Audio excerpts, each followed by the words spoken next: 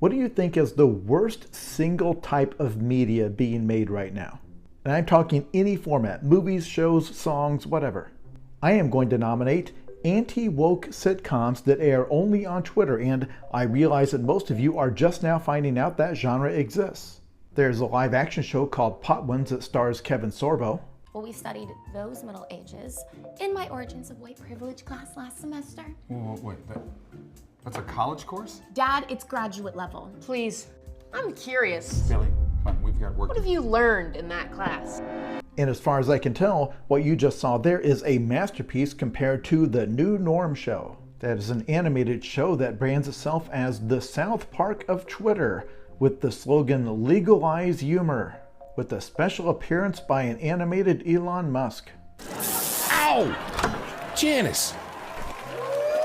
What's that? Warning, offensive. Actually, that is one of my pronouns. I could sit here and talk about how offensive their opinions and jokes are, but that's what they want me to do. That's why this exists. And that's the thing. I like to think that regardless of your politics, you would have to still recognize that as just being bad art.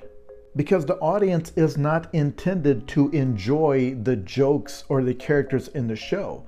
The only enjoyment the audience is supposed to get is from imagining how much your enemies would hate it.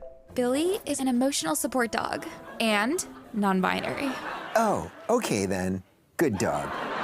I come here to get away from woke. And it's almost impossible to make something good from that mindset. Like, you've seen Ricky Gervais fall into this trap.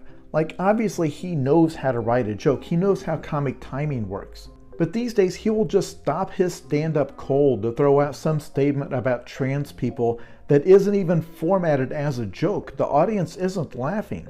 The idea is that you'll just get this spiteful little burst of pleasure by imagining a fake person in your head who would be offended by the thing you just heard. And please note, this is not the same thing as art that just violates taboos or pushes the envelope. The idea there is that in order to make art that is new and interesting and innovative, sometimes you do have to violate taboos because that's the new territory that's being explored. It's just a series of statements that are supposed to offend the woke agenda or whatever.